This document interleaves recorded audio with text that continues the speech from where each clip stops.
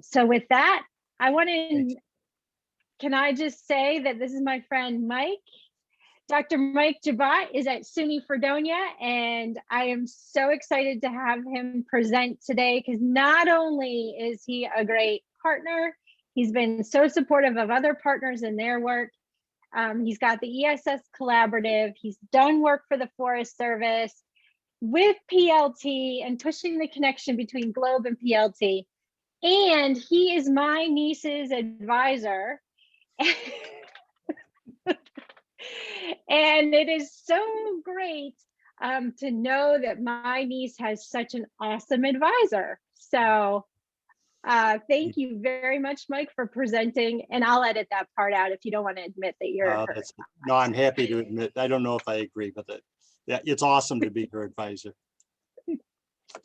Well, thank you very much. Let me, so just so you know, our campus has very few students on it right now. So I am a very lonely person. And so the opportunity to talk is awesome. So please, I usually start out by saying I'm a college professor and I love the sound of my own voice. But so today, please make sure you interrupt me.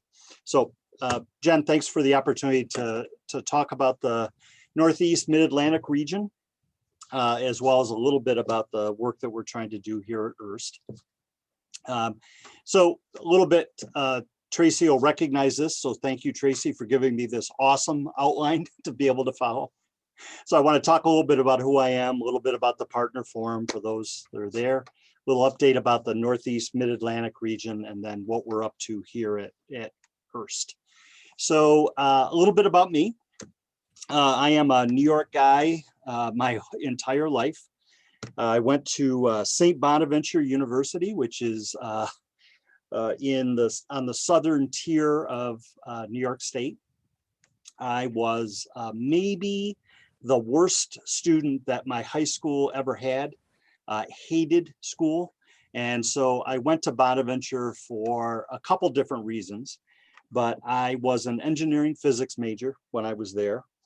And what got the story I like to tell is I got stuck teaching the introductory physics lab, and a knucklehead came in, didn't understand the lab. So I asked him a question and he answered it, and we got into this back and forth. And at the end of that, he understood what was going on. And for anybody who's a teacher, you kind of know what that feeling is that I'm describing. It still makes the hair on the back of my neck stand up to think about it. So I very proudly walked across the hall and said, I want to be a physics teacher. And they said, that's great, but you'll have to transfer because we don't have high school programs. We only have elementary programs. And I said, but I don't want to leave. So I did a double major in engineering physics and elementary education. So I student taught. I had 2 student teaching placements. One, this is for, I'm showing my age. One, I was Mr. Wizard. So I taught nothing but science, grades 4, 5, 6. I had a reading group with 3 boys in it that all read at a higher level than I did. So I'd bring my textbooks in, they'd help me, read for meaning, sound out words. It was great. I learned nothing about reading. And then my other student teaching placement was full day kindergarten, which I actually loved. So that was my experience. When I graduated from Bonaventure that year, there were a total of 6 people certified in physics in New York State. So I got the phone calls and all that stuff. My dad, I'm sure you might have experienced this. My dad calls me and said, hey, can you do me a favor? One favor. And I said, sure. So how do you say, no, you can't, Dad, I can't do you a favor. And my high school wanted me to interview, and he was friends with the school district president. And would you please interview? You don't have to take the job, but would you please interview as a favor to me? And I said, yes. And so by the time I left that day, I felt 2 inches tall. So I decided to give up a really good gig teaching physics somewhere to go back to my high school. And that's why these arrows have double heads on them. So the teachers that were really, really excited to see me graduate were not equally excited to see me walk into the teacher's room. I'm just going to say that. 15 years later, I decided to make my next transition, but at Oneida is where I started to use Globe. I was one of those unofficial Globe people, meaning I wasn't trained, but I found the stuff for free. So I was using the protocols with my students in environmental science and in engineering and in earth science. And then decided that maybe I needed some professional development. And so I made a big mistake, not a big mistake. I made a commitment to going back to Syracuse to get my PhD, guaranteeing me that I would get 2 nights a week where we would have professional conversations, things like that. I never stopped teaching. So I was very much a part-time husband, really a part-time dad. We had 3 little boys when I went back. So I couldn't afford to stop teaching. And so I can still remember my wife letting me lock myself in the bedroom on Sundays and hearing these little feet running down the hall, banging on the doors, come out and play and things like that. So I owe everything that I have to my bride and all that support. Got done with my PhD. She happened to be standing next to me at a meeting, and somebody said, "So what do you want to do now that you have a PhD?" And I paused, and she looked at me and said, "Please tell me you have a plan." And I said, "Of course I have a plan. I'm going to go into higher ed. That's what I've decided to do. I'm going to become a professor." So we started. I actually had 3 job offers that I had to decide between. One of them was back at St. Bonaventure. And I will not tell a lie. My wife graduated from Bonaventure. That's where we met. We stood in the middle of town and wondered what it would feel like to be an adult in Olean. And maybe that's why we decided to come to Fredonia. So been at Fredonia for this is my 21st year. We established a Globe partnership as part of that work. I think we've had about $15 million in external funding that I've done in my 21 years here. So that certainly was part of the reason for trying to expand our reach a little bit through Globe and through some other things that we've done. And our next steps are question marks. I think we're really excited about some of the things that I think we're going to be able to do. And so we'll move forward from there. A little bit again, I started using Globe in '96 across this earth science, environmental science, engineering, design, became a partner in 2014, a master trainer with Tracy in 2018. And I've been a proud member of the US Partner Forum since 2016. We've been projects that we're involved in. So the Institute for Research and Science Teaching predates the Globe partnership a little bit, but we're kind of putting them together. Been involved with Dave Bydlowski first and Dave Henry with the, I just drew a blank, the Icarus project, which transformed into the Aaron project. And then it's just an incredible project. Been very fortunate to have partnerships with Globe Mission Earth. So I know Janet's on here, and Janet and Kevin and Sarah have been very welcoming of their neighbor on the other side of Lake Erie, which has been great.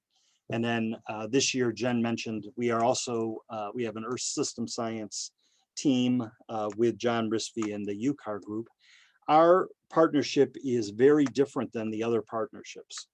So we are, our partnership is trying to figure out how we can take a model around professional development for teachers in a region and then try to build it out. So it's IRST partnering with our cooperative education services for our county, so about 31 school districts, and then partnering with the Department of Environmental Conservation, and then a program that New York State runs called the New York State Master Teachers. So New York State recognizes these STEM teachers, stipends them $60,000 to be part of the program, and their trade-off for that is to share their incredible talents with other teachers. And so we're partnering with the Western New York version of the master teachers to try to bring that together. So while the other ESS teams have taken truly a regional approach, so the Midwest region or California, or, we are very focused in trying to see if we can build these deep partnerships that, because each of these pieces can be replicated across New York State. I've mentioned I'm part of the U.S. Partner Forum, and so I represent the Northeast and Mid-Atlantic, and we have a number of, I think, kind of looking quick, I can't see everybody's face in the screen, but Tracy's here, and I thought Ann was coming. Maybe she wasn't able to be here, but you have representatives across all the regions, and then Jody representing an at-large, and Tina representing NASA. We are, our partnership has done some work, quite a bit of work. We tried to support the development and implementation of NARM. I think I've been the last 4 NARMs, been part of that planning team. We try to communicate as best we can with the partners in our community, and Larissa and I were on a call right ahead of this, trying to think of some ways that we're able to partner. The Partner Forum is trying to support the strategic plan from GLOBE. And this year we have a focus on 3 subcommittees: partner onboarding, the support and communicate affinity groups that Rich is helping to chair. And then I'm working with Jody Haney to chair the subcommittee looking at how we can increase communication and support citizen science. I represent the area in pink, a wonderful part of our country, maybe the most wonderful part of our country. I joke in New York State, there are 2 partners in New York State, myself and Peter down in New York City. And so we've divided New York State in half. Peter has everything from New York City to the Tappan Zee, and I have everything from the Tappan Zee north and west of there. So on the screen, Peter has this little part right here, and I have all of this part here. That's me. So in our region, we have a number of partners. We have some states that currently we don't have partners in, Rhode Island and Delaware, District of Columbia, but we have a number of partners across our region that are highly involved in GLOBE. And we're really, really fortunate to have these partners. Hopefully we'll have more partners coming on board as we move out of the pandemic and sort of slide into what maybe is hopefully is more normal kinds of doings. So our goals here, I think, are similar goals to all the regions. We'd like to expand the number of partners that we have, both into states where partners don't reside right now, but also add to the great work that partners are doing in the states. And then a goal is to try to re-engage some GLOBE partners that maybe have drifted away a little bit. I know Jen doesn't feel my pain at all, but the amount of emails that I send that apparently I must have, they must be going into the ether or something. So I would love feedback from anybody about how to better re-engage some partners that I know are still there, but maybe aren't great at email right now. We are using some common tools across all ours. We're trying to use our regional newsletter. So quarterly, we send out pieces of the newsletter that go out that are specific to the Northeast and Mid-Atlantic. Trying to constantly, thanks to Jen, constantly encourage our partners to be at the annual meeting, participate in NARM if they can. We created, I shared a little bit about the New York State Earth System Science Collaborative. We've also tried to have a version of the SRS here at SUNY Fredonia for our schools. It was looking really, really, really good a year ago, February. We had all kinds of teachers excited, and then we all know what happened. So hopefully we'll re-engage I was very, very fortunate to host the Northeast Mid-Atlantic SRS 3 years ago. We hosted it in Buffalo. Got to go to a delightful baseball game at 40 degrees, and it was a beautiful night. You could see every star in the sky, but we needed to have maybe a little more clouds to keep some heat toward us. So trying to be active that way. Have judged the IBSS the last 4 years, I think, as well. So, all right. So a little bit about what we're up to here. We have a big focus around data and computational thinking. So we partnered in a couple different ways. We partnered with DataSpire. So Kristen and I have partnered on quite a few things now. We actually reformed the elementary science methods this past semester to use the great thinking from DataSpire and from My NASA Data to shape how these future teachers look at using data with students and teaching with data. We also do a lot with our schools around the Globe API. So we all kind of are suffering with this, with having our classrooms be remote. The teachers are more and more relying on Globe Observer. And so I tried to figure out a workflow where they can ask their students to go out and collect that data. I can pull the data from the Globe API, match it up to the Globe ID, and they get a sense of how many observations the students have done and things like that. Larissa and I were having part of this conversation, or part of our conversation before this was about the next piece, which is teaching with the Sustainable Development Goals and not just about the Sustainable Development Goals. So using the data that comes from sort of a global perspective on the role that science plays in people's lives is part of the methods course. It's also part of the Earth System science courses that I teach here. So that's a big focus that we're doing.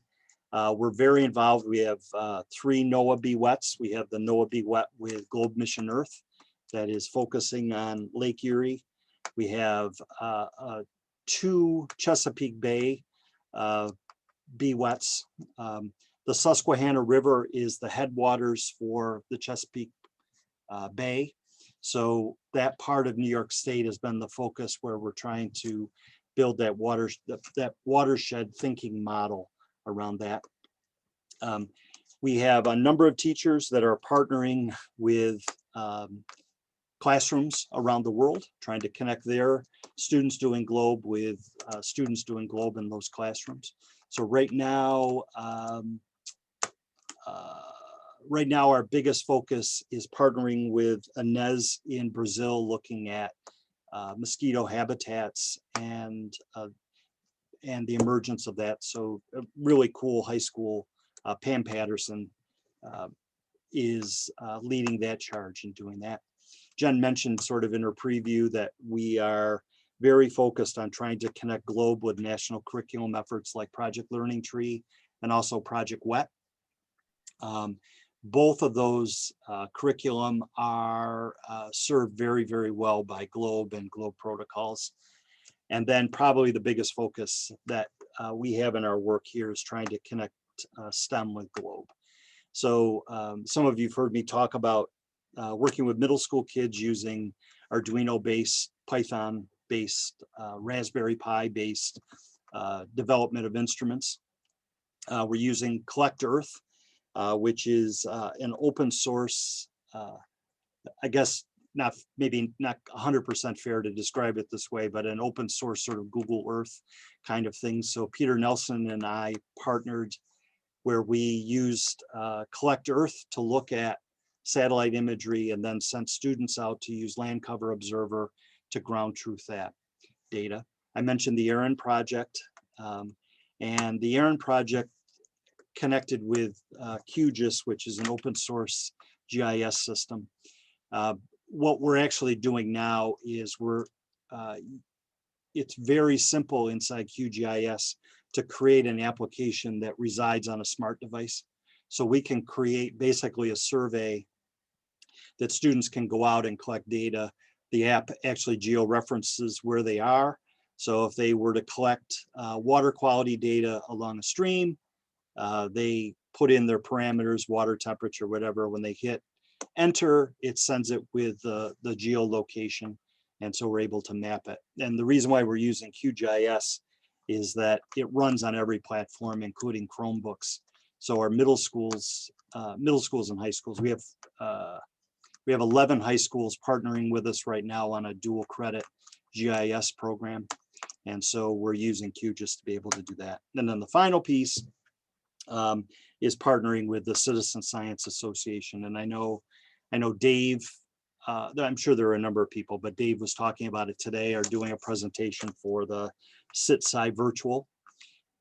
So I built Globe into the 3 SitSci virtual presentations that I'm doing there as well. So kind of a thank you. It's easy to find me because if there's a water cooler, apparently that's all you have to do is log into the water cooler and you'll find me. I seem to show up on lots of these things. So I'm going to stop the share and hopefully people hey, wow, look at all these faces. It's wonderful to see all these faces. So talk to me. I would love your questions. I have a question. Thanks, Tracy. So you seem really busy and very active, and you've got your hands in lots of different projects.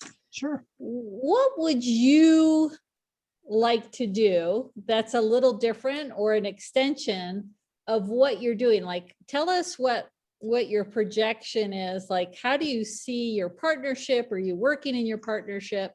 Because it seems like I mean, it's just wonderful to hear all the things. And I almost feel guilty if I email you and ask you a question because you're so busy. But, give us an idea of where you see yourself going with Globe, or how do you keep moving forward? Yeah, so thank you for that question. I inherited a number of things from my dad, and most of them were good. The one thing that maybe my bride might say that I inherited is not so good is the 7-day-a-week thing that he used to do around work. I would love to find more ways to be able to combine some of the things that are sort of disparate kinds of things that reside. We have lots of parallel things happening. And part of it, I think, is driven by, we're very, very focused on K-12, and in particular, out of that K-12, a 3-5 slice of that. And because every district has sort of their own twist on how we do this, a lot of our things end up running parallel with each other. I would love to be able to find ways to have some of those things merge a little better than they do right now. I think we probably, to keep functioning as a partnership, we probably, because I don't know, it's not a great metric for Globe how we're growing, but the amount of schools that we're working with and the amount of schools that we've had a number of schools that have adopted Globe sort of K-5. And so we need to find a way to grow as a partnership a little bit. And so that's why I think you and I may have even talked about this. That's why I'm really excited about the opportunity to be able to have open up a little bit our ability to train some of these great teachers that are doing this work, to just get more hands available to be able to help. And then we're constantly, there's a constant tug around financial resources, and so most of what I am able to offer back to schools is in-kind support, but it would be great to be able to put more equipment into teachers' classrooms. So thanks for that question. It was a great question. Hey, Mike. Hey, Dave. Did you ever wrestle? Yes, Dave, I happened to have spent some time wrestling. Yes, I did. Yes, I did. You should tell the group you were a pretty doggone good wrestler. That's a former life, and I'm not so sure I would describe myself as darn doggone good or whatever, however you said it. So yes, that back when I first got married, my wife actually reminds me that when I got done coaching, she asked me what I was going to do, and I said, well, I'm going to spend more time at home with you and the boys. And I found a way to not do that, so that's good. Yeah, I was the national Greco-Roman coach for USA Wrestling. So the first year we got married, I think I was home 4 days during the summer. I was in Finland. It was awesome. She did remind me when I got off the plane the last time that would never happen again. But I had a great summer. I got to see the world. So thanks, Dave. You're welcome. Plus, Rob Gronkowski. Yes, You know I do. Gronk. Well, I don't know Rob as well as I know Mike Patricia, the defensive coordinator. Mike Patricia wrestled for me in high school. So I think you mean Matt Patricia. Matt. I'm sorry. Mike is his. Let's cousin. not drag anybody else's name No, in the that's mud true. if we're going to talk about Matt Patricia. Well, Matt's back with the Patriots. I know it. Another Super Bowl ring. Oh Oh, boy, he's crazy. Keep those rings. didn't happen in Detroit. And it's definitely his fault. I feel like I've just entered another planet. Oh, you did. Well, this is where you have that interdisciplinary thing, right? Exactly. So engaging students with sports. When we went to the baseball game, it was kind of like, where's the baseball where's the science in the baseball game, right? So there's a whole website about that. And I think it's important. Yeah, physics, that's where the physics comes in. Exactly. So all good things where all the crossover happens, right? To engage students in wherever they are. Any questions for Mike?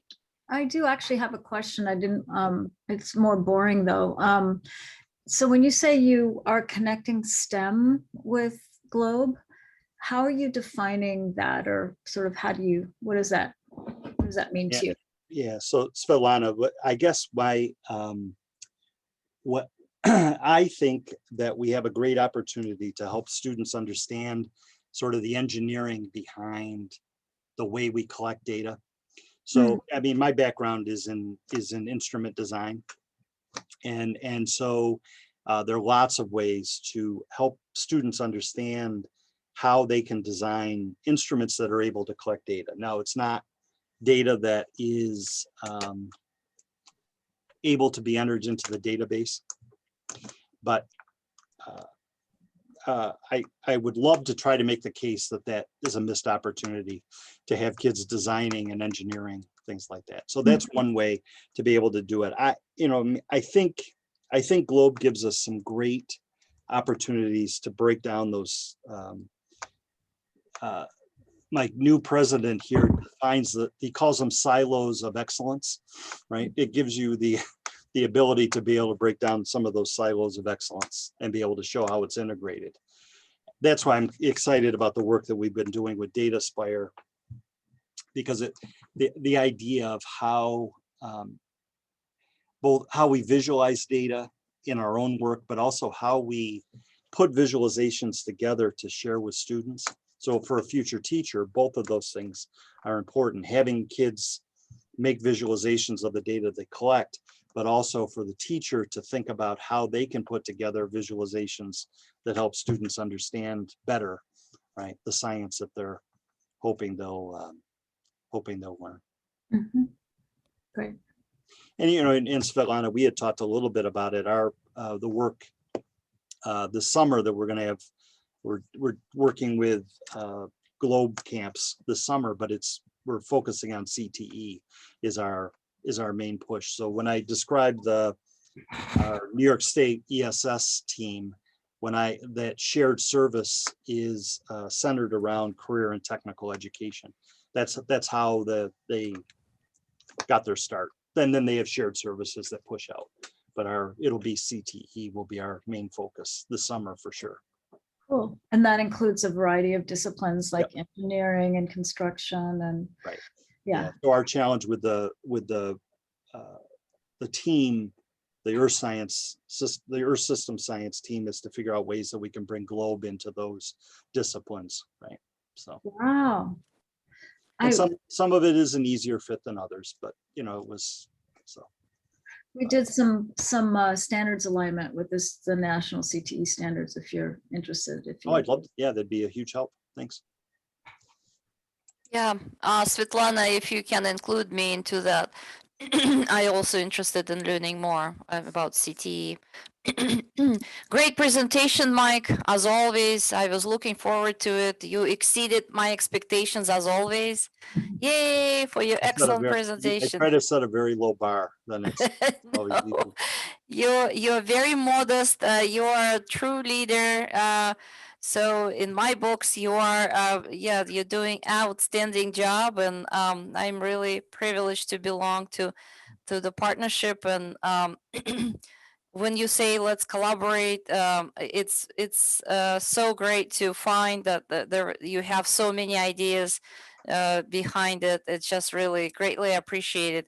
And the SRS in Buffalo that you led and organized, and it was just fantastic. Still in our memories, and teachers and students, I still really like, oh, that was really cool. So they exchange pictures, and they still keep talking about this. Not to acknowledge Peter, excellent SRS as well, and BU. It was really great. Fantastic. But it's still it's in the same Northeast Mid-Atlantic Partnership. So yay! So you're doing fantastic.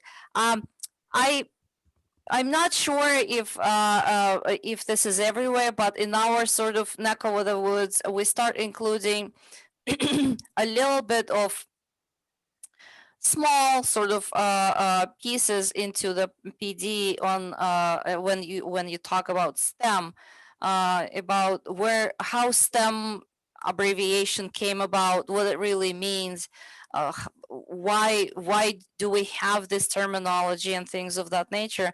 I personally was privileged to belong to that, not to disclose my age, but in late 80s here in US, we start discussion on some turning points in education to multidisciplinary approach. And that's when, in the first terminology that we used was SMAT.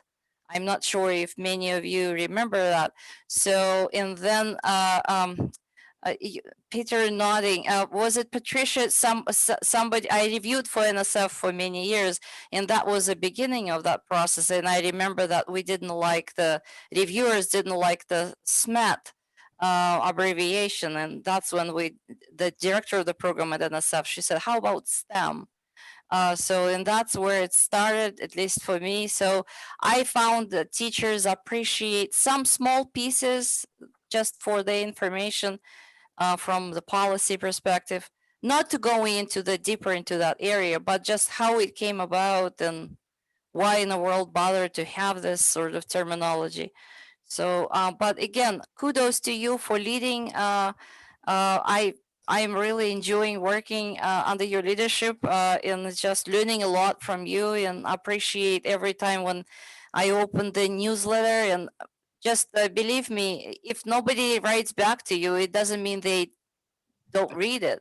Just I wish sometimes people would just send at least acknowledgement saying, yeah, I read it, this is cool, thank you, Mike. That's all.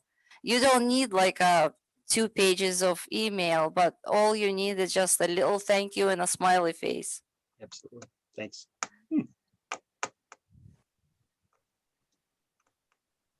So I didn't have any question. I just want to acknowledge your hard work, and it's really appreciated. Thank you. Thank you. It is definitely appreciated, Mike. Any other questions? I was going to ask you to expand a little bit more on the SDGs and how you may be using those. Are you using those with your pre-service teachers, or okay, can you talk about that a little bit more? Yeah, so the pre-service teachers are required. It wasn't bad enough that they were required to take the science methods class with me. They're now required to take the Earth Systems class with me as well. So the way we try to use, my point about teaching with the SDGs is looking at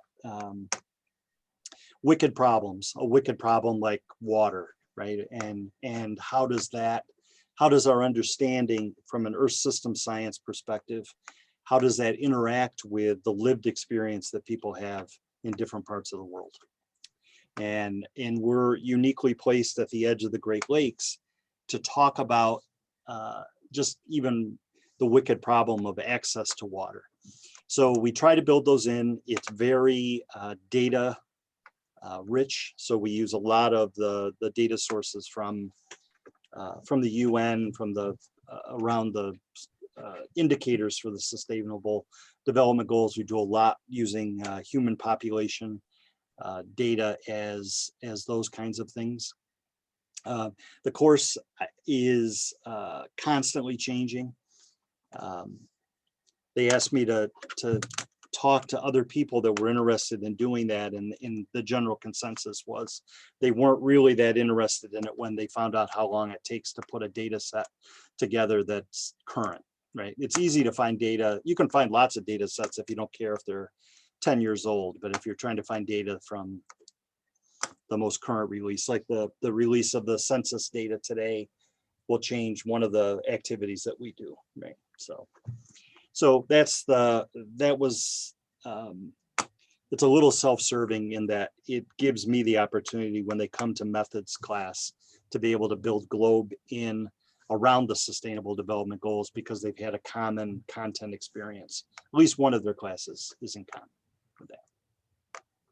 So Thanks, we tried, Mike. we've done a sustainable forestry outreach with Mexico. We've done a couple water projects, one wash project with in Africa. And so there, in all those cases, it was a great opportunity for students to be able to collect data here that was a comparison to the kinds of data that existed in those countries. So I was going to tell Kristen, I was going to thank Kristen for connecting me with the teacher in Texas. We've had a great time. She, I think she loved using Observer with her students, and now is bringing a friend in next year from Maryland, I think. So we're going to have a three-way connection, 3 classes connected together. Awesome. Yeah. She's very nervous. Very cool. I told her not to be nervous. She's fine. So. Janelle, you had a question? Oh, you kind of went into it, Mike. I just recently went to a presentation by a couple of my colleagues here at Metro that had they do a humanitarian engineering class and with international partnerships. And I was like, oh, that's so cool. I just love the idea of really doing the integrated STEM, of course, and doing the data collection and then thinking about the problem solving piece. And so I was curious if you were doing any. Yeah, we just wrote, we were one of the inaugural chapters of Youth Mappers. So it's a humanitarian mapping organization. We just wrote a book chapter for about that sort of idea. So we co-authored, myself and a researcher from Bangladesh wrote it together. But the idea of we don't have an engineering program, so we don't have engineers across borders, but we use the appropriate technologies pieces are part of that Earth Systems class. So the whole idea that like we built solar water pasteurizers. So you don't have to boil water to make it safe to drink. You just have to be able to get it to 70 degrees Celsius. And so we can, the devices that we have the students build and then donate, can pasteurize a gallon of water in an hour. I judge the quality of the experience by how quiet it gets when they realize what they've just done. So when somebody came in to talk to them about how many lives they had changed with this, what I think they would have described as a really stupidly simple project. So all those pieces are really important, and that is maybe a piece of GLOBE that we don't celebrate enough, that the way that we shape the way just to be I guess, US centric, I guess a little bit, the way it shapes the way our students look at the world around them. So. Just a quick follow-up to that is that that's always been one of my huge dreams for our work with Globe was more international connections, and it's really hard to do, right? And so I don't want to open up a whole thing now, but I would love to possibly see if maybe we could make it a topic at some point, later in the year. Yeah.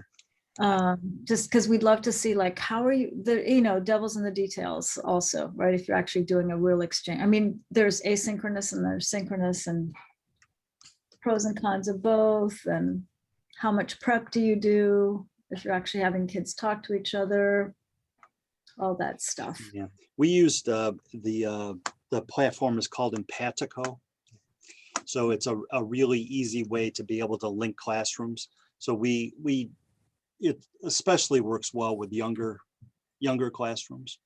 And so they were doing simple things like they were collecting, basically atmospheric data here and being able to share it with we refer to them as sister classrooms. So there's lots of ways to be able, but it's probably the most meaningful projects that we've done around this come out of this humanitarian outreach kind of thing, which is, it's awesome that the students are able to help, but it's the reason why they're helping is really sad. So, we have a huge population of families from Puerto Rico. And so when we were trying to do hurricane relief there, it almost was too impactful in that the students here actually had been to that region of Puerto Rico many times, visiting grandparents and things like that. And so those have lasting impacts, but it's